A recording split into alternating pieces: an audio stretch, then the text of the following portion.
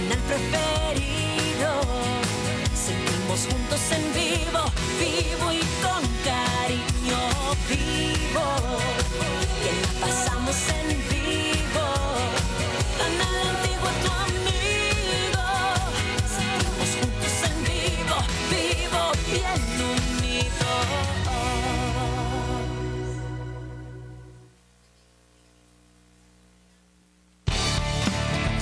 A continuación, Este Oeste.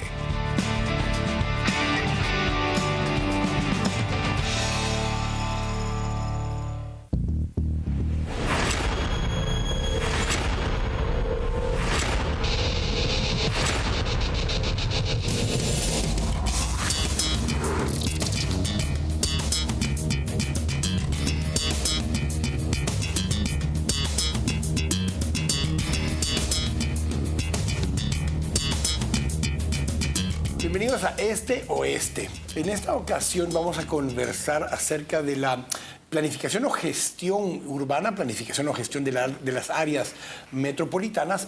Lo vamos a hacer un poco en el contexto de lo que fue esta semana el segundo foro urbano y de desarrollo urbano y territorial que se llevó a cabo acá en Ciudad de Guatemala bajo el auspicio de tanto CGPLAN como el anfitrión Ciudad de Guatemala, la Municipalidad de Guatemala, con el apoyo de varios organismos multilaterales como el BID, el Banco Mundial, el PNUD, que estuvieron operando y participando en este foro. Vamos a conversar acerca de esto hoy con Pedro Ortiz, que es un experto español en planificación y gestión metropolitana para diferentes organismos multilaterales, y Carlos Varillas, quien es director de ordenamiento territorial de la CGPLAN.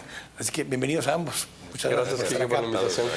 Vamos a comenzar un poco y voy a empezar con Carlos para poner en contexto el porqué de este segundo foro. Primero, es el segundo, hablemos un poco del primer foro que hubo el año pasado, de por qué surge en CGPLAN esta idea de los foros de desarrollo urbano, para comenzar un poco ya dentro de eso con Pedro acerca de su participación en el evento.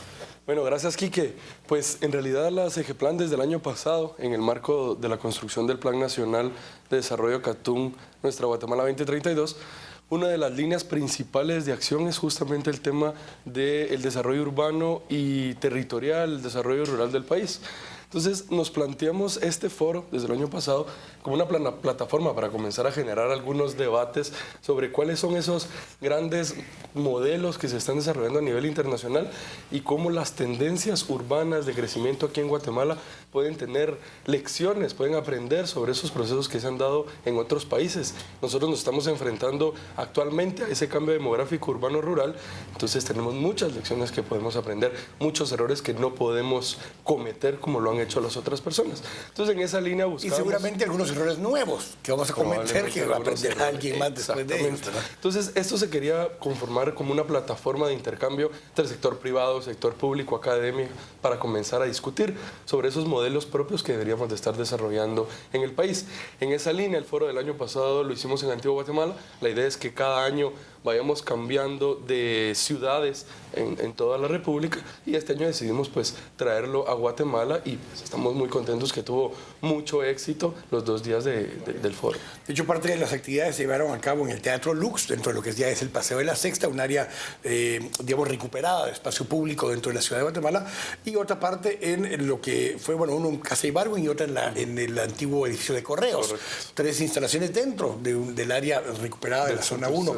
Dentro de los expertos que participaron, nos acompañó esta semana Pedro Ortiz, es experto en planificación y gestión metropolitana. Pedro, pero tú además participaste activamente tanto como político como técnico en Madrid, en España, en el área de la región metropolitana de España.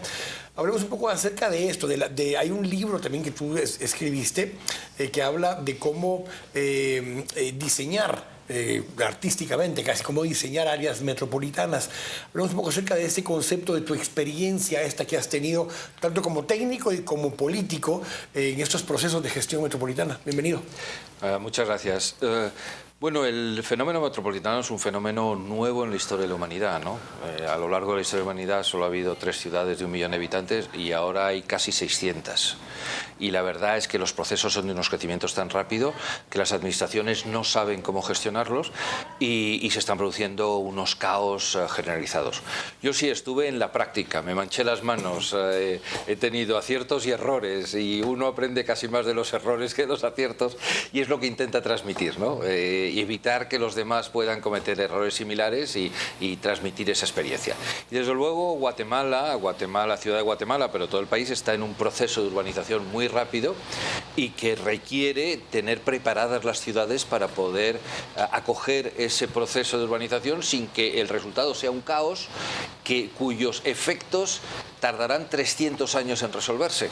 Tenemos 30 años delante de nosotros de una presión y de una dinámica de urbanización, pero si lo hacemos mal, el arreglar eso va a durar varios siglos. Mucho más caro y mucho más largo. Por lo tanto, conviene cometer los menos errores posibles. Parte de esa dinámica de la que vamos a vivir, la vivió ya mucha América Latina. América Latina es el área, la región más urbanizada de todo el mundo, y sin embargo Guatemala es el país menos urbanizado dentro de esa región.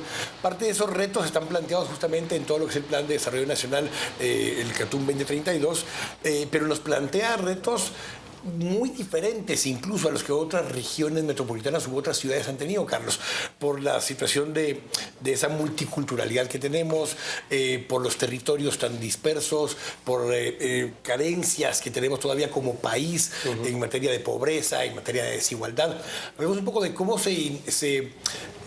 está el eje de desarrollo justamente urbano y territorial dentro de lo que es todo el tema de CATUM 2032 para poner un poco en contexto de lo que estamos hablando.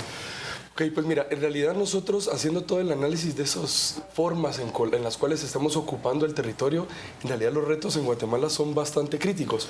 ¿Cómo hacemos para poder generar un tejido urbano en zonas como el Altiplano, como Nahualá, como Totonicapán, donde tenemos un modelo de dispersión denso, porque tenemos densidades típicas de ciudades, pero en el campo, donde no tenemos equipamientos, no tenemos servicios? Entonces es necesario comenzar a razonar sobre cómo podemos ir generando justamente esos modelos para poder integrar estas ciudades. Y esto pues también se hace de mano con las municipalidades, planteando procesos de ordenamiento territorial, comenzando a planificar cómo ocupamos el territorio, estableciendo también reglamentos y normas de cómo deberíamos de estar desarrollando también estos territorios. Tenemos la oportunidad de que la mayor parte de ciudades emergentes, por así llamarlas, las ciudades secundarias en el país, están iniciando ese proceso de crecimiento. Una de las lecciones o conclusiones más importantes del foro y que nos decían todos nuestros expertos internacionales que participaron es: ustedes ahorita están en el momento de tomar las decisiones, de plantear una ruta para que estas ciudades comiencen a crecer ordenadas. El CATUM lo que plantea son grandes acciones de políticas públicas. Primero que todo, poder impulsar una política de ordenamiento territorial en el país, estableciendo cuál va a ser el rol de cada una de las instituciones, cómo articulamos la agricultura con la gestión ambiental, con el crecimiento urbano, con el desarrollo de carreteras. Luego un proceso también de planificación y de una política de ciudades, establecer esa red de ciudades principales que va a ser la estructura del desarrollo económico del futuro en el país, y además también metiendo muy fuerte la variable de adaptación al cambio climático. Somos uno de los países más vulnerables en el mundo y estas decisiones de en dónde podemos ocuparnos. Ayer, por ejemplo, el YARNA nos presentaba estos escenarios climáticos que dicen que en 30 años Guatemala, la ciudad de Guatemala ya no va a tener agua, los alrededores ya no van a tener agua. Entonces, ¿cómo planteamos ese crecimiento también ante los eventos naturales que nos pueden? Somos uno de los países siempre más vulnerables para cualquier cosa. Para el cambio climático, para el ébola, para lo que surja, somos uno de los países más vulnerables. La razón es, Pedro, porque no hay institucionalidad. Entonces, cualquier riesgo que venga se convierte en un riesgo catastrófico porque no hay una forma de reaccionar institucional y organizadamente para enfrentar estos temas. Hablemos un poco justamente de eso, porque lo que requiere un tema de gestión metropolitana es una institucionalidad que no solo establezca las normas y criterios, sino que pueda implementarlas y pueda dar seguimiento en el tiempo. Hablemos un poco acerca de esa experiencia que tú has tenido en la región de Madrid.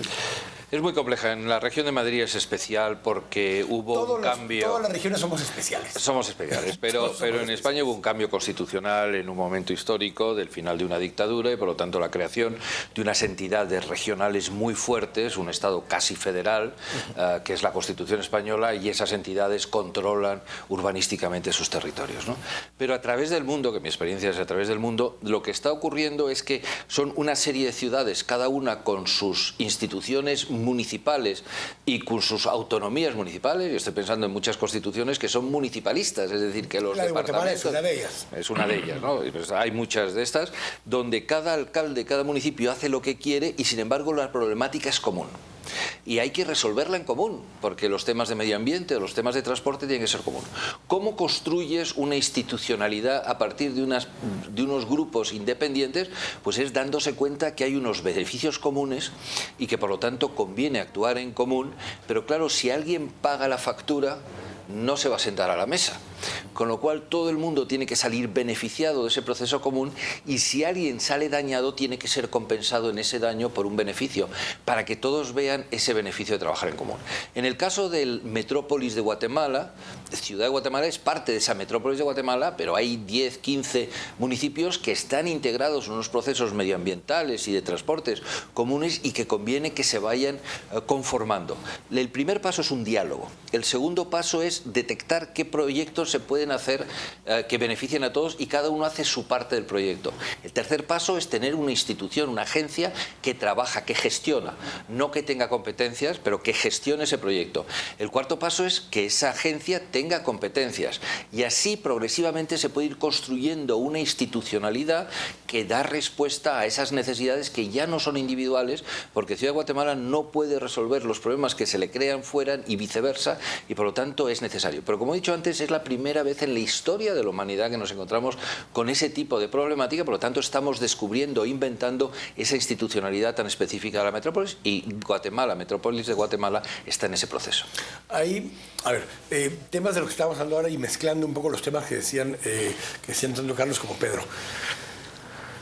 Y Arna dice, nos estamos quedando sin agua en la ciudad de Guatemala. Para efectos prácticos nos quedamos sin agua hace mucho tiempo porque más del 50% del agua que consumimos en la ciudad de Guatemala viene o por acueductos, el caso de Xayapixcaya, que viene de Zaragoza, que queda a 60 kilómetros de distancia, y traemos agua de los dos ríos que están allá y de pozos que se perforan allá, se introduce el agua en el acueducto y se trae para acá. O de aguas superficiales, ríos que entran alrededor de la ciudad de Guatemala y se tratan en las plantas de tratamiento cercanas a la ciudad de Guatemala.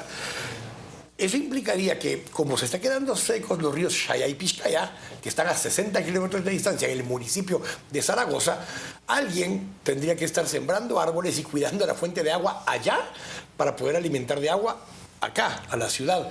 Eso en algunos casos se llama servicios ambientales o pagos por servicios ambientales. ¿Cómo empezamos a entender y visualizar esos temas que, aunque Zaragoza ya estaría fuera de la región metropolitana, el ciudadano de la ciudad de Guatemala, cuando paga su servicio de agua, debiera estar pagando dentro de su cuota por esa agua que se debe estar sembrando allá en Zaragoza, por ejemplo? ¿Cómo incorporamos ese tipo de conceptos y ahí vincular lo rural y lo urbano de una forma muy diferentes a lo que alguien tendría en mente, Carlos? Pues mira, nosotros estamos experimentando, de hecho, con el tema del desarrollo regional. ¿Cómo planteamos esa... no institucionalidad, pero ese nivel intermedio de planificación entre el municipal y lo nacional, que es justamente para poder comenzar a tomar decisiones, planificar y hacer esas articulaciones entre distintos territorios? Como entonces justamente yo, a través de un proceso de planificación regional, le digo a Zaragoza, mire, su rol va a ser poder tener una cobertura forestal, porque usted es una zona estratégica de recarga hídrica para toda el área metropolitana, 3,5 millones de personas. Y alguien le va a pagar por hacer eso. Yo como Estado, exactamente, a ese 3,5 millones de personas que tienen la posibilidad de solo abrir su chorro de agua y que les salga el agua, le tengo que cargar ese servicio para garantizar de que efectivamente esa zona de recarga hídrica se esté protegiendo en estas zonas norte. Pero esto no lo puedo hacer yo solamente desde el nivel municipal.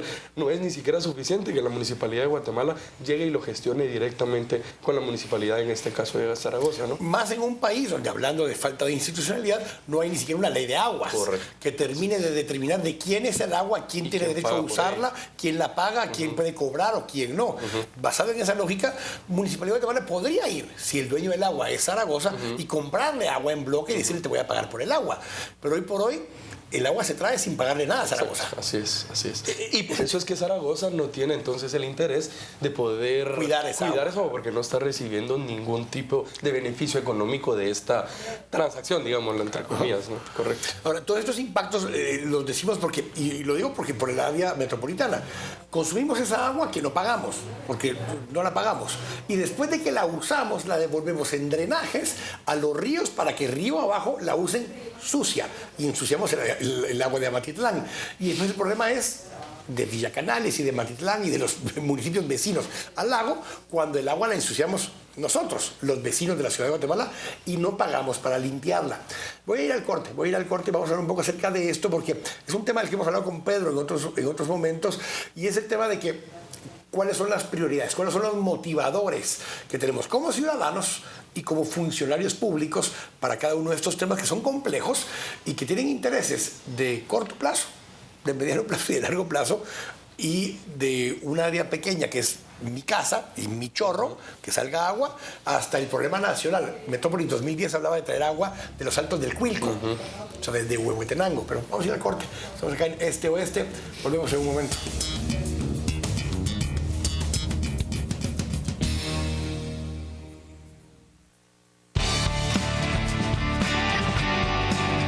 Estamos presentando Este Oeste.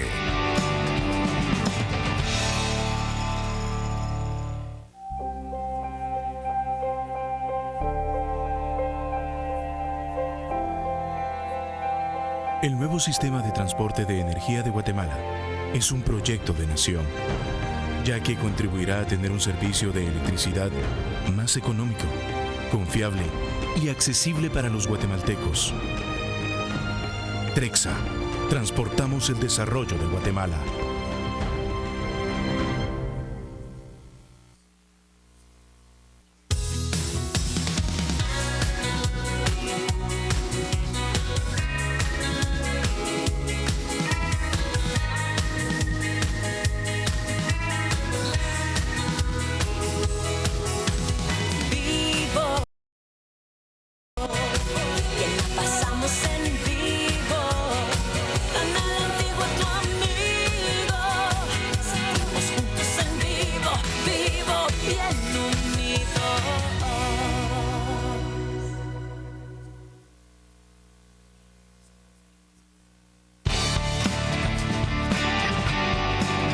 Estamos presentando Este Oeste.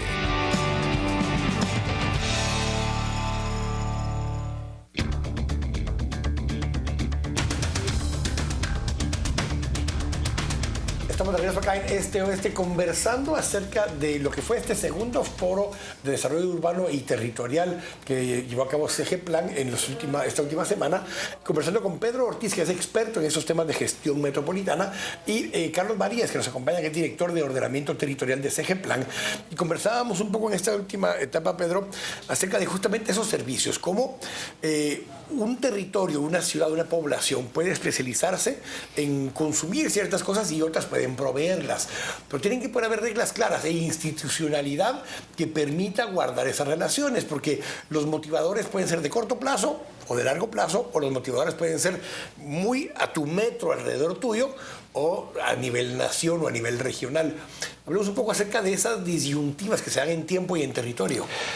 Bien, el tema del agua, como de los recursos naturales, normalmente son unos recursos nacionales, no pertenecen a ningún municipio en especial. De hecho, la Constitución establece que las aguas son del Estado. En efecto. Y dice que debe haber una ley que lo regule. En efecto. No existe la ley. En efecto. Bueno, pues hay que hacer esa ley. Claro.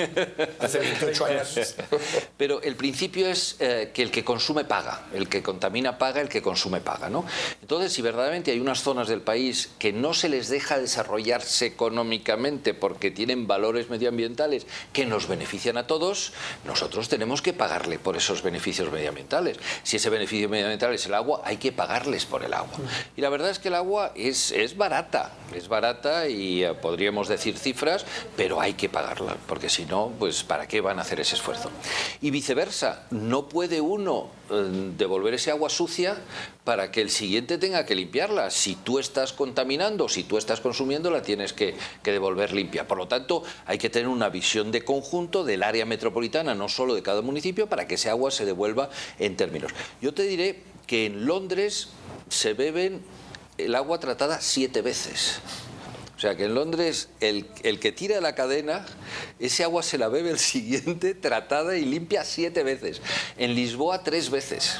Es decir, que lo normal es aprovechar unos recursos hídricos en Guatemala, limitados. negativo 1.5 veces probablemente. Bueno, pues es que el agua se puede recuperar. Normalmente... Te digo negativo porque la ensuciamos antes de tomarlo la primera vez. Mucho menos haberla limpiado para que la use el siguiente. Pues claro, eso es lo que no puede ser, ¿no? Y entonces hay que devolver ese agua limpia, en unas condiciones limpias. Históricamente no, porque con 5 kilómetros de río el agua se oxigenaba y se limpiaba de manera, y el pueblo siguiente estaba a 10 kilómetros, por lo tanto no había problema. Pero en estos momentos ya sí, y es absolutamente inapelable. El agua que tenga que venir de lejos, todo eso son costes y hay que pagarlos. Estábamos diciendo que en California viene de Portland, de Oregón, y por lo tanto son 600 kilómetros, ¿no? Y vosotros tenéis una topografía que permite unos cambios de nivel y por lo tanto traerla de lejos. Pero todo eso hay que pagarlo, y el agua no es gratis. Y ese servicio, cuando el ciudadano tiene un servicio de calidad, el ciudadano está dispuesto a pagarlo, porque he dicho que no son grandes cantidades y además puede haber precios diferenciales. El que utiliza el agua para jugar al golf está dispuesto a pagar mucho más que el que utiliza el agua para beber y que no tiene dinero para pagar, ¿no? Por lo tanto, puede haber perfectamente una política de aguas con unos precios diferenciales, pero el criterio fundamental es que el que consume paga y que, por lo tanto, si tú contaminas, tienes que devolver ese agua limpia. Y parte de todos estos conceptos de recursos como el agua también tiene que ver con otro tipo el aire limpio, o sea, tiene que ver con otros temas que son servicios ambientales. Pero vamos a enfocarnos un poco en el tema del ordenamiento territorial, del orden del uso del suelo. Y este es un tema que también lo hemos hablado con Pedro ya varias veces, es el concepto de que estamos acostumbrados, y aquí yo el ejemplo que pongo es este. Guatemala tiene una constitución y una normativa, una institucionalidad legal basada en normas europeas, en norma española, en los códigos napoleónicos, en ese tipo de legislación. Derecho romano. Pero tenemos un liderazgo nacional, empresarial principalmente, formado y educado en Estados Unidos, que está acostumbrado a otro tipo de legislación y que si es un dueño de un terreno puede hacer lo que se le dé la gana con ese terreno, porque la propiedad no está en función social.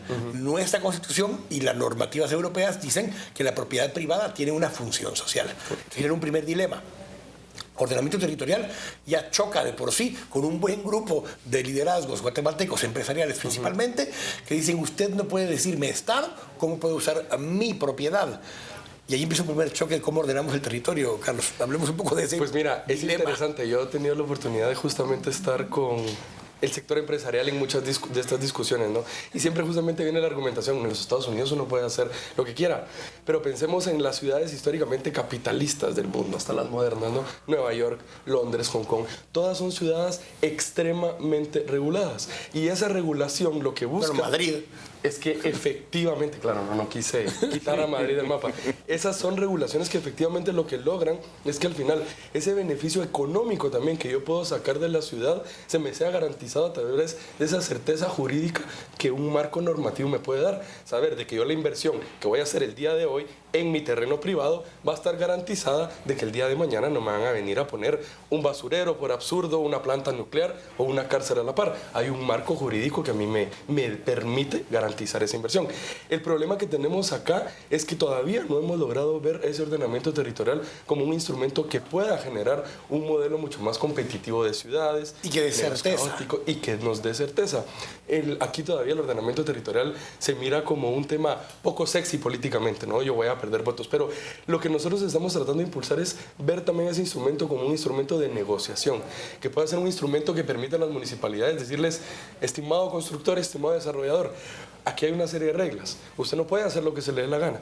Estas reglas no tienen que ser rígidas, tienen que ser flexibles. Negociemos. ¿Cómo buscamos un interés para usted como desarrollador, para mí como municipalidad y para los ciudadanos que utilizarán estos espacios? Que aquí es el tema que hemos hablado contigo justamente, donde el POT en Ciudad de Guatemala terminó siendo un híbrido entre normativas que generan incentivos y reglas que incluyen algunas prohibiciones o algunas regulaciones, donde tú le dices a alguien, tú acá, si construyes exactamente lo que la ciudad quisiera y construyas, te damos la licencia rápido y te damos todas las facilidades para que lo hagas. Pero si quieres construir algo que no es lo que la ciudad quisiera, te puedes tardar 18 años y tienes que pedir permiso al Papa y a los 3 papas que ya murieron para que se te autorice. Se vuelven incentivos económicos en tiempos y demás. Y se da por esto, porque nos cuesta entender que la propiedad adquiere valor por lo que ponemos en ella, pero por lo que pasa a su alrededor. Y lo que pasa alrededor puede ser porque el Estado hizo algo, nacional o municipal, o porque tu vecino hizo algo. Hablemos un poco de esa dinámica que se da. Sí, utilizando como eje la diferencia de la función social de la propiedad de los dos sistemas. Para aquellos que vienen más de la herencia norteamericana, donde dicen, no, la propiedad no tiene que tener función social y yo puedo hacer lo que me da la gana con mi propiedad. Bien, los principios de las leyes anglosajonas es que tú no puedes dañar a tu vecino. Es decir, que aquel daño que generas fuera lo tienes que internalizar. Y yo muchas veces en Madrid tuve la dificultad con ciertos propietarios de suelo alejado de la capital que querían hacer grandes desarrollos inmobiliarios de 10.000 viviendas. Esas 10.000 viviendas iban a generar 15.000 vehículos bajando a Madrid todos los días. Con lo cual yo le podía decir, muy bien, pero como no vas a colapsar las carreteras que son de todos, vas a tener que construir una autopista especial desde tu urbanización hasta el centro de Madrid, porque 15.000 vehículos requieren una autopista de 4 carriles, ¿no? Y claro, el precio de esa autopista, que era el daño que ellos estaban generando a las infraestructuras que son de todos, hacía imposible, irracional, poner esas viviendas en ese sitio. Entonces, hay dos maneras: o bien a cualquier propuesta del sector privado se le hace un análisis coste-beneficio, las externalidades, los daños o los beneficios que genera, y se le revierten para que haga frente, y ese es el modelo americano.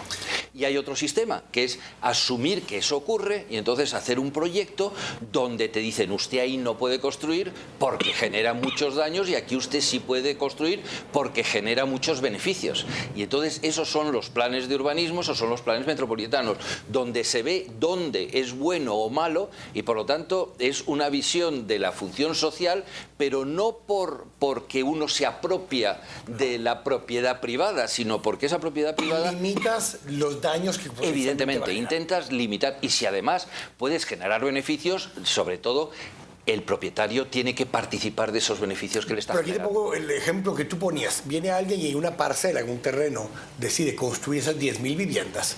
Va y las construye. No hay carretera. Después de que las construye, le exige al Estado que tiene que construir la carretera. Y si no lo haces, organiza a la comunidad para que vaya y te presione a que le construyan la carretera, generando un valor mayor a esa propiedad por la inversión del Estado. Y ese nuevo valor lo adquieren los nuevos propietarios de esa propiedad y no el Estado, que fue el que invirtió. Ese tema, por ejemplo, del capturar plusvalías, el de capturar valores nuevos, Carlos, nos pasa que en términos de bienes raíces, hay 3 factores que determinan el precio: location, location, location. Y location quiere decir dónde está ubicada en relación a una serie de servicios. Y los servicios son públicos en la mayoría de los casos, algunos privados. Entonces, ¿qué le da valor intrínseco a la propiedad? La inversión que hay a su alrededor en infraestructura pública muchas veces. Y sin embargo, cuando el Estado invierte, ya sea municipal o local, municipal o nacional, no recupera esa inversión, ni siquiera en UCI, porque es poco lo que se paga. ¿Cómo logramos ir generando en las nuevas ciudades que estamos generando ese entendimiento, Carlos, para que la inversión pública y privada vayan de la mano en esos procesos? Mira, yo creo que pasa todo por un proceso de poder socializar a la población sobre la necesidad de poder generar una cultura, una mejor cultura tributaria local, inclusive, para poder financiar la ciudad. Yo quiero que la municipalidad me dé a mí 24 horas de luz, de agua, de drenajes, pero no estoy dispuesto a pagar por ese servicio. Es necesario que nosotros entendamos que... Porque lo entiendo como un derecho. Como lo entiendo como un derecho, exacto. Y por ejemplo, cuando la municipalidad o el Estado hacen una inversión fuerte en una ciudad, eso, como bien decís, te genera plusvalía. No es justo que con una inversión que yo hice te genere a vos una ganancia sin que vos tengas que obviamente redistribuir también esa ganancia que te está generando. Por medio de impuestos. A través de los impuestos. De hecho, en Guatemala, a pesar de que no se puede cobrar plusvalía, sí existe la posibilidad que las municipalidades cobren la contribución por mejoras, ¿verdad? Este debería ser un instrumento que las municipalidades deberían de utilizar para poder financiar su obra pública, los proyectos urbanos, en el entendido que es un gana-gana. Ganas vos como propietario con tu aumento de valor de tu territorio, de tu suelo, y gano yo dando mejores servicios también a la población. Parte de ese concepto, Pedro, es lo que algunos países en América Latina, como Colombia, por ejemplo, han tratado de empezar a incorporar el tema de la captura de plusvalías, que se le llama. Si el Estado nacional o municipal hace una inversión en una infraestructura pública, voltea a ver las propiedades de cuál era su valor comercial previo a la inversión de infraestructura, calcula cuánto es el valor nuevo de las propiedades posterior a la inversión de infraestructura, y el valor nuevo debe poder recibir un beneficio de eso el Estado de alguna forma de vuelta. Hay dos maneras de hacerlo, antes o después, y es mejor hacerlo antes que después. Por supuesto. Es decir, porque después es simplemente una imposición. Tú has hecho la infraestructura. Hay muchos servicios que si no los pagas antes, no los pagas después. No los pagas después, ¿no? Has hecho ya la inversión en infraestructura y el propietario se ha beneficiado de un incremento de valor. El valor de los terrenos siempre está vinculado a la accesibilidad. Tú lo has dicho, ¿no? Location, es la accesibilidad. Una hectárea en el desierto no vale nada y, sin embargo, al lado de una autopista vale mucho si está cerca de una salida de autopista, ¿no? Entonces, es la accesibilidad. Entonces, si lo haces después, tiene que ser siempre a base de una carga impositiva. Y la gente se resiste mucho más a tener que pagar unos impuestos que a participar de unos beneficios. Entonces, si tú tienes varias alternativas de inversión, etcétera, puedes negociar con ese conjunto de propietarios, decir, mire usted, yo puedo hacer estas inversiones allí o allá. Si las hago aquí, ¿cómo vamos a repartir esos beneficios? Y entonces los propietarios en ese caso estarán encantados. ¿O cómo repartimos el costo? ¿Cómo compartimos el costo? Evidentemente. Que es el tema que decía Carlos de la contribución por mejoras. En efecto, el costo y el beneficio. Y en esa dinámica de diálogo, los propietarios están encantados de repartir costos y beneficios porque saben que al final hay beneficios, ¿no? Y por lo tanto es mucho mejor hacerlo ante que post, ¿no? Y esas son las dos técnicas. Parte de estas dinámicas, Pedro, tú has vivido la experiencia desde dos perspectivas diferentes, o tres realmente. Una, la visualización y planificación de un plan. Después, lo que es empezar a incorporar esas normas y esas acciones para que funcionen, pero después terminar gestionándolo, o sea, administrándolo para verificar que las políticas o acciones que se visualizaron tengan los resultados previstos. Nos cuesta muchas veces medir el efecto que tuvo una decisión a nivel público. ¿Tú cómo lo has visto? ¿Cómo lo has podido medir tú? Bueno, esos efectos se producen a largo plazo y por lo tanto cuando se producen beneficios o daños ya no estás ahí. Eso es una de las partes malas de la política, que el que ha hecho el daño por sus decisiones políticas ya no está ahí cuando el daño se produce y ya nadie se acuerda que fue la decisión de aquel señor o de tal señor y ni se lo reclama, porque por lo menos si se lo reclamara estaría bien. No, se producen a largo plazo. Por lo tanto, esos análisis de impacto normalmente los hace o la siguiente administración o dentro de 15 años o bien lo hace la academia, ¿no? Pero cuando tú tomas decisiones que son razonables, racionales, que has visto que han funcionado en otros sitios, sabes que el resultado va a ser bueno. ¿Pero hay formas de medirlos? O sea, indicadores. Sí, claro que hay indicadores. Hay todo tipo de indicadores en cuanto a rentabilidad, generación de puestos de trabajo, beneficios sociales, accesibilidad, proximidad de los bienes sociales, proximidad de las camas de hospital, proximidad de los puestos de escolares, etcétera. Hay muchos indicadores. Algunos no se pueden cuantificar económicamente, pero hay muchos indicadores de esa eficacia. Pero, por ejemplo, en la negociación. Nosotros teníamos en Madrid una planificación que incrementaba la red de cercanías, de transporte colectivo de alta capacidad, que podía extenderse a varios municipios independientemente. Cualquiera de ellos era positivo. La reunión con los alcaldes era, señor alcalde, nosotros podemos extender el tren a su municipio a condición de que su municipio responda con unas políticas que sean beneficiosas para el tren. Y de los 30 y tantos alcaldes, algunos decían, no, yo no quiero que mi municipio cambie porque controlo políticamente a todos los votantes y por lo tanto, muy bien, pues no se le impone usted nada. Pero los otros decían, sí, y yo voy a cargar unas plusvalías porque esa accesibilidad que nos dota el tren me va a permitir conseguir dinero para hacer todas esas infraestructuras de agua, electricidad que mi pueblo necesita y para mí es una bonanza. Entonces, esa capacidad de diálogo antes de tomar las decisiones es mucho más eficaz que después de tomar las decisiones. Vamos aquí al corte, regresamos en el último segmento para todo lo que hablamos ahora un poco, más en teoría, aplicarlo a lo que viene en el país, en Guatemala, en ese crecimiento urbano, las ciudades intermedias, esos crecimientos urbanos y la interconexión entre esas ciudades intermedias, puertos, aeropuertos y la ciudad de Guatemala. Vamos a ir al corte, estamos acá en Este Oeste, volvemos en un momento.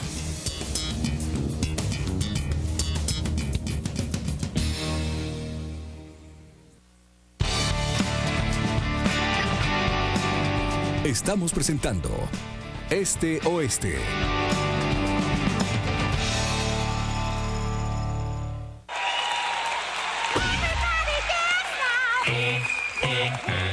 Mall Pradera Concepción te trae a Poca People, el mejor show musical de voces presentado en Broadway.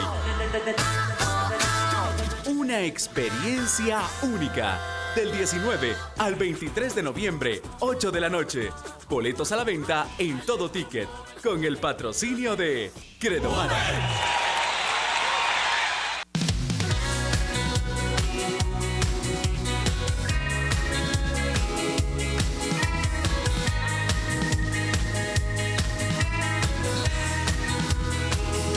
Desde la mañana te acompañamos con el café, junto a noticias que quieres ver y con tus amigos que aprendiste a querer. Con las noticias, deportes, artistas, salud, entrevistas, turismo y política. En vivo lo que quieres ver, en Canal Antigua lo vas a tener. Vivo, te acompañamos en vivo. Es tu canal preferido. Seguimos juntos en vivo, vivo y con cariño. Vivo, que la pasamos en vivo. Canal Antigua, tu amigo. Seguimos juntos en vivo, vivo bien unidos.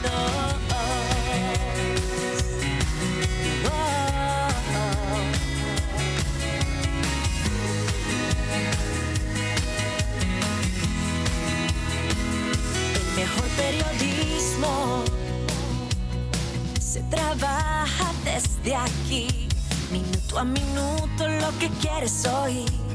Te acompañamos hasta el fin. En las redes sociales estamos unidos por Instagram, Facebook y Twitter.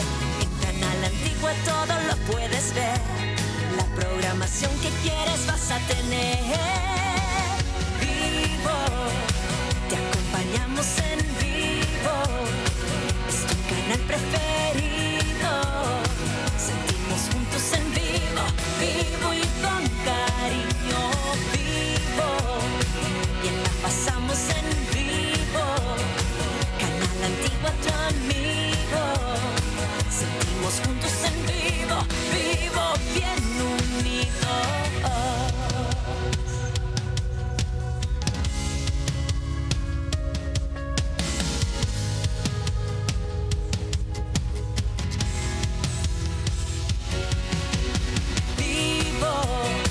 Te acompañamos en vivo, es tu canal preferido. Seguimos juntos en vivo, vivo y con cariño. Vivo, que la pasamos en vivo. Canal Antigua, tu amigo. Seguimos juntos en vivo, vivo bien unidos.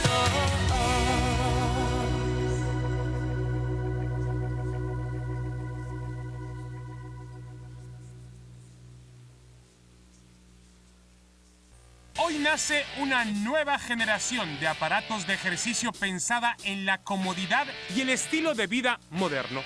Ideal para personas que tienen poco tiempo y necesitan un ejercicio fácil y divertido, con el que puedan ver resultados rápidos y efectivos para lucir la figura que todos desean. Body Crunch. No pensé que alcanzara tan fácil y tan rápido mis objetivos deseados. Como se darán cuenta, mi abdomen está mucho más plano, mucho más definido, mis músculos han crecido mucho más, soy más ágil, tengo más condición gracias a Body Crunch. Body Crunch tiene un precio irresistible. Si marcas en estos momentos, incluiremos además las rutinas que están diseñadas para bajar de peso y tallas. Cada rutina incluye indicaciones especiales para cada caso, combinando velocidad, respiración y ritmo. Marca a este teléfono y pide el tuyo.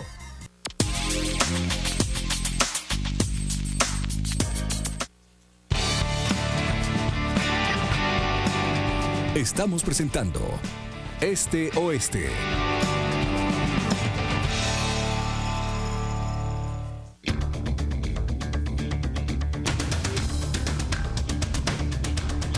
Estamos de regreso acá en Este Oeste conversando acerca de este segundo foro de desarrollo urbano y territorial, pero en este último segmento vamos a hablar un poco de, ya aplicándolo al país, a Guatemala.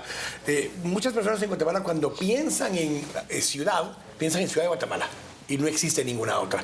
Sin embargo, ya hay ciudades, pero para el año 2030-2035 tendremos por lo menos 5 ciudades de 1 millón de habitantes o más, otras 2 o 3 cercanas a eso, pero tendremos una región metropolitana, esta de Guatemala, de más de 5 millones de habitantes y un par muy cercanas a los 2 millones de habitantes. Ya son ciudades de tamaños importantes, Carlos. ¿Cómo estamos preparándonos realmente? Una cosa es que el CATUM nos diga esto es lo que va a pasar, y otra cosa es que las ciudades y la institucionalidad se empiecen a preparar para esos crecimientos. ¿Qué estamos haciendo en ese sentido? Pues mira, justamente el espacio del foro plantea ese tipo de discusiones, ¿no? Lo que queremos es alertar a las municipalidades para que ellos comiencen a ver qué es lo que les depara el futuro.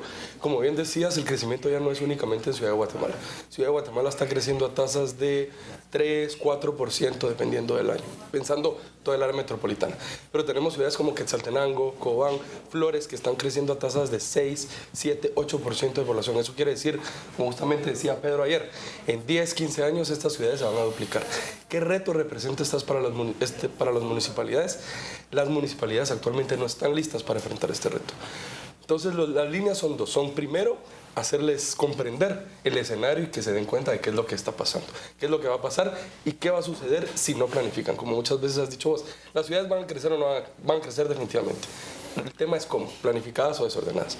Y la otra es por parte del Estado, que eso es lo que se plantea acá, es generar una serie de instrumentos técnicos, jurídicos, políticos, para que las municipalidades puedan comenzar ya a implementar ciertos procesos de, por ejemplo, ordenamiento territorial para comenzar a establecer ese modelo de crecimiento que van a tener las ciudades. Vamos a tener ciudades, como decías, que ya no van a ser dependientes de un solo municipio. Quetzaltenango actualmente, el área metropolitana, tiene ya 4, 5, 6 municipios que forman parte de ella. Cobán tiene en su área inmediata, pero cuando a Quetzaltenango lo llevas hasta San Marcos o Toto, ya son 15, 20 municipios. Totalmente de acuerdo. En el mismo caso tenemos en la costa sur, Mazate, Retaluleu, Coatepeque, se volverán en un continuo urbano de más de 1,5 millones de personas. Entonces, ese reto no es solamente el municipio que hace hacia adentro, sino la asociatividad que comienza a generar también desde ahora.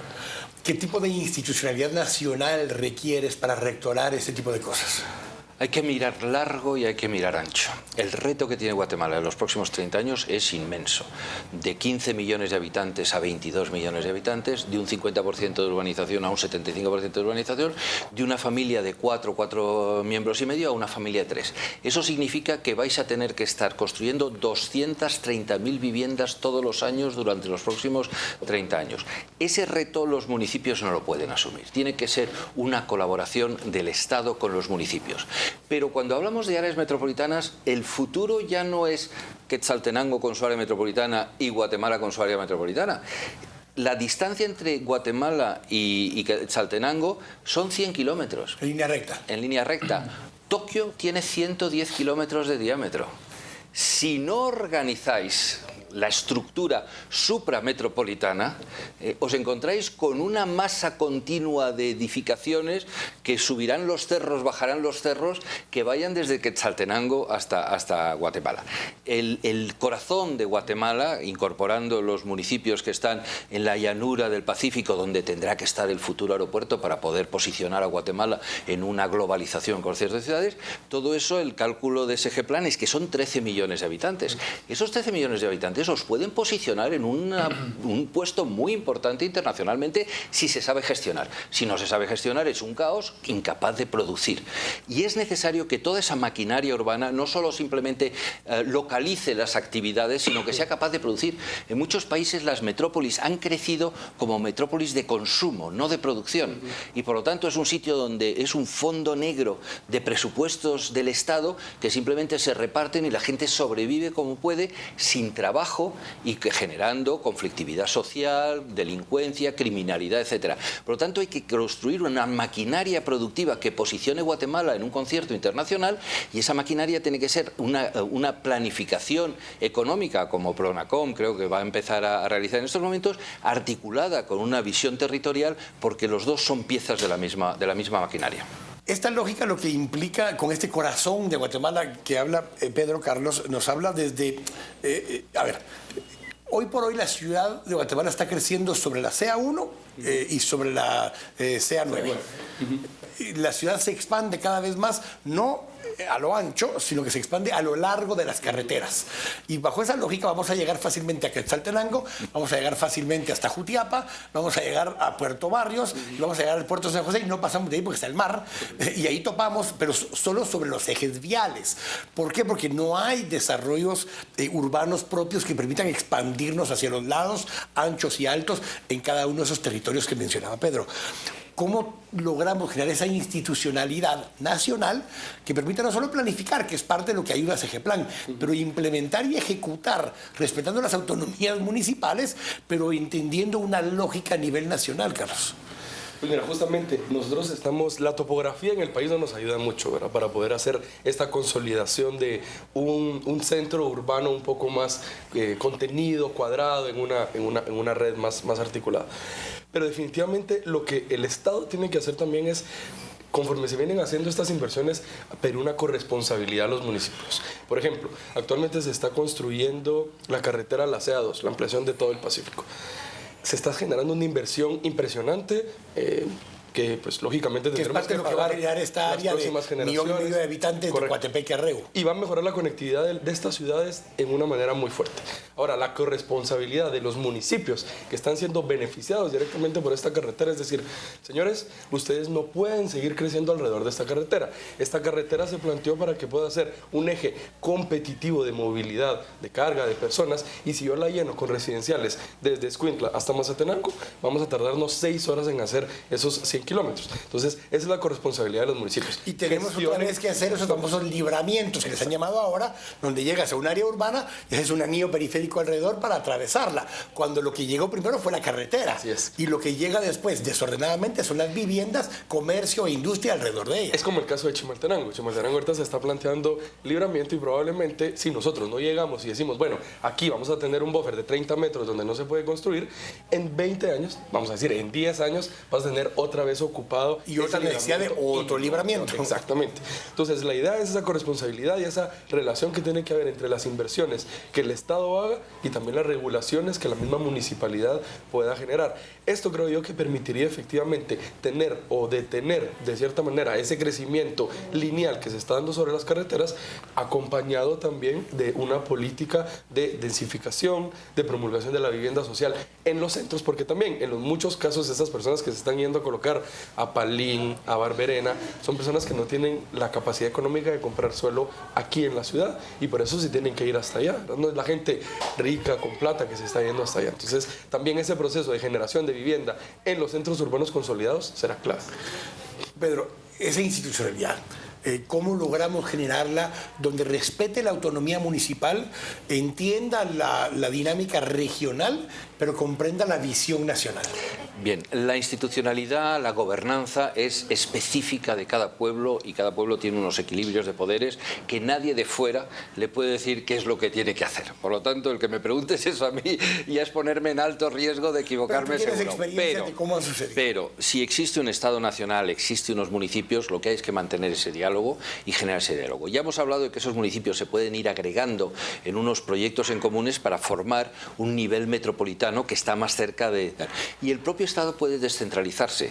delegación, el modelo francés. Los préfets de las provincias son delegados del presidente y por lo tanto no es un Estado que sea federalizado o confederalizado, sigue siendo un Estado centralista con todos sus poderes, etc. Sigue siendo una república unitaria con poderes descentralizados. En efecto, descentralizados en delegación y por lo tanto estás acercando ese diálogo. Y cuando ese delegado provincial o regional del Estado puede hablar con las metrópolis y compartir presupuestos y compartir objetivos, estás generando ese diálogo institucional. La especificidad de esas instituciones, cada pueblo, cada país se las inventa para sí mismos porque son extremadamente propias. Ahora, hablemos un poco acerca de un tema que tú planteabas durante el foro, el tema de cómo construimos esas 4 esferas de lo que es el área o los conceptos de ciudades sostenibles, porque tenemos que poder empezar a pensar que si no tomamos eso en cuenta, Ciudad de Guatemala está en un proceso de reconvertirse a una ciudad más sostenible por errores cometidos en su momento o simplemente crecimiento desordenado en los municipios vecinos. Pero tenemos la oportunidad en estos siguientes municipios de agarrar esos 4 conceptos básicos que tú manejas de ciudades sostenibles. Es que no, la ciudad no solo tiene que ser sostenible, la ciudad tiene que ser justa, tiene que ser eficaz, tiene que ser sostenible. Y para conseguir esos 3 objetivos tiene que haber una institucionalidad, una gobernanza que no es solo el gobierno. Es la sociedad civil articulada a través de instituciones civiles en un diálogo con el gobierno. En eso hay que decir que los anglosajones son mucho mejores que los latinos, ¿no? Nosotros solemos tener esos poderes públicos que intentan invadir y controlar todo, y el mundo anglosajón es ese diálogo. Por lo tanto, la sociedad civil también tiene una responsabilidad en esa gobernanza, en ese diálogo con la administración, para que la ciudad sea justa, eficaz y sostenible. Carlos, basado en esta lógica, en lo que estábamos hablando de estos 4 objetivos, regresemos un poco a vincular ahora el Plan Nacional de Desarrollo junto con esas visiones municipalistas, porque hay un plan que se presentó incluso en el Consejo Nacional de Desarrollo Urbano y Rural, que lo hace ahora que a esos niveles que estaba diciendo Pedro, tengamos que ir bajando el nivel nacional, que ya se dio, a los niveles regionales, a los niveles departamentales, y llevarlo hasta esos niveles municipales o mancomunidades de municipios para implementar esa visión, adecuándola a las pertinencias territoriales, culturales, demográficas y demás de cada territorio. ¿Cómo va ese proceso y cómo damos esos siguientes pasos? Mira, prácticamente el CATUM plantea una serie, en cada uno de los 5 ejes que tiene, plantea una serie de metas, resultados y lineamientos. Estos lineamientos, que son al final lo que nosotros estamos tomando, los vamos a gestionar o impulsar en 2 líneas distintas. Una es el proceso que se va a hacer con las instituciones, donde se les va a decir a las instituciones, este lineamiento de recuperación de cobertura forestal en estas zonas estratégicas de recarga hídrica es lo que usted como institución deberá hacer en los siguientes 5, 10, 15 o 20 años. Entonces, poder articular a través de los procesos regionales el qué hacer de cada una de las instituciones en función de los lineamientos en los territorios. Además, algunos de estos lineamientos, no todos, tienen funciones específicas para los municipios. La estrategia es que en esos procesos de planificación para el desarrollo municipal, en los planes de desarrollo municipal y en los planes de ordenamiento territorial, que la misma CGPLAN está asesorando a los municipios, comenzar a incluir esos lineamientos en cada uno de los quehaceres de las municipalidades. El reto grande es el reto político, es cómo pasamos de ese convencimiento técnico que inclusive a nivel de las municipalidades existe, a que los políticos puedan tomar las decisiones y sobre todo vincular su presupuesto a estos lineamientos que se están generando. Y ahí es donde la territorialización del CATUM pues tiene ese reto tan grande, ¿verdad? Identificar específicamente qué puntos son los que yo voy a apachar en el territorio para lograr buscar justamente un modelo mucho más justo, mucho más sostenible, en fin, estos elementos de los cuales hablaba Pedro. Pedro, tus experiencias y lo que has visto en otros lugares, hay países donde han generado un ministerio de ciudades, Brasil, sí. Hay países donde han generado un ministerio o una secretaría de desarrollo urbano y vivienda, porque vinculan el tema vivienda a estos conceptos. De España, por ejemplo, la región metropolitana de Madrid se genera una instancia de gobernanza regional más allá de los consejos municipales y alcaldías de cada uno de los territorios. ¿Qué opciones ves tú, por la experiencia que has visto ya en Guatemala, de ese nivel de institucionalidad, tomando en cuenta lo que decía ahora Carlos? Creo, como decías, me habéis dicho en algunas ocasiones, tenéis una constitución muy municipalista. Por lo tanto, hay que hablar permanentemente con los municipios, no se les puede imponer nada. Tienen ellos que sacar un beneficio de esa agregación. Has utilizado la palabra mancomunidad, muy interesante porque esa te permite hacer proyectos en común, etcétera, ¿no? Por lo tanto, esos municipios hay que tenerlos en cuenta y respetarlos enormemente, nunca intentar imponer ponerlos en tal, y el Estado central tiene que acercarse a esos niveles municipales y metropolitanos. Por lo tanto, es ese diálogo.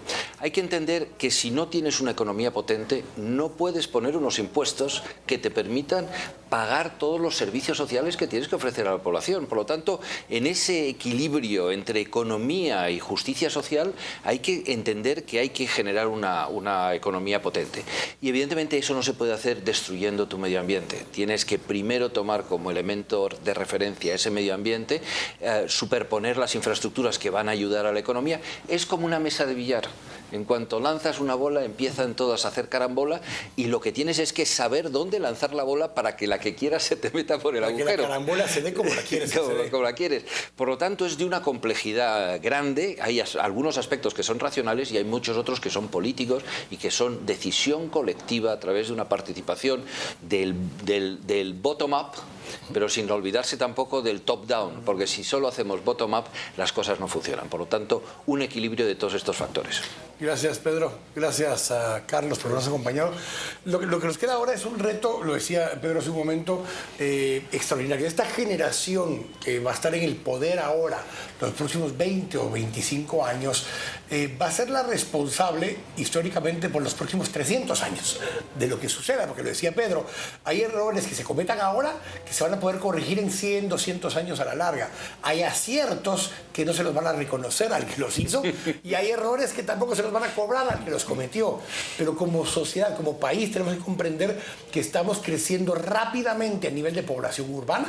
Tenemos que ordenar ese crecimiento, priorizar al ser humano, a la persona en cada una de esas decisiones que se tomen, pero comprender la interrelación que habrá entre cada una de las regiones y esa relación que hay entre la calidad de vida que queremos y la cantidad de dinero y eficientemente y transparentemente que lo invirtamos para poder construir esas ciudades que decían Pedro y Carlos.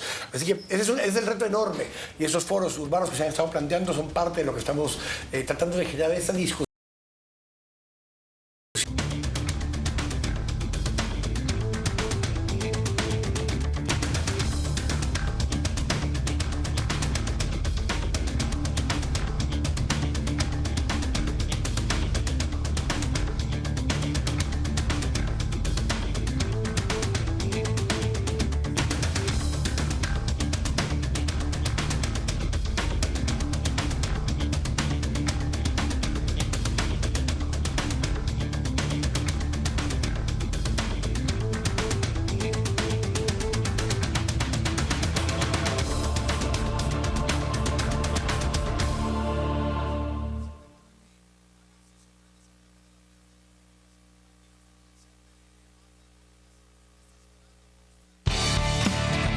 A continuación, especiales de Canal Antigua.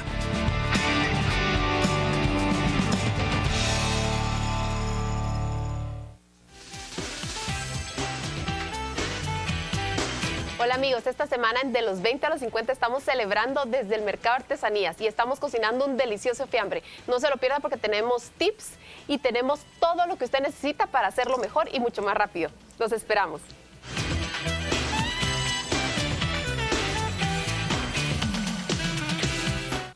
Diariodigital.gt.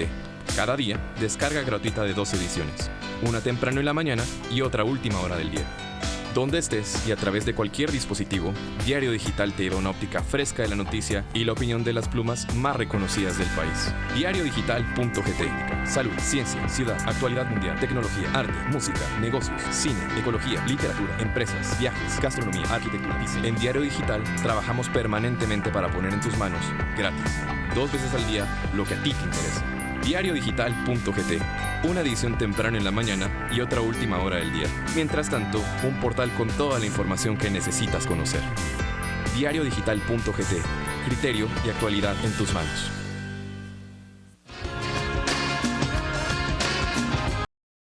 Canal Antigua.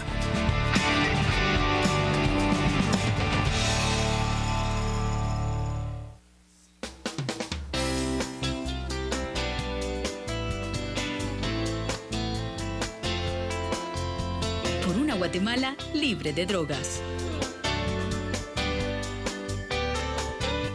Se vale vivir. La prevención es tarea de todos.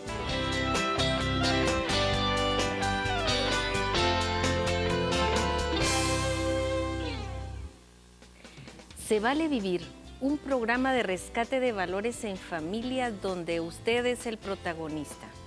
Gracias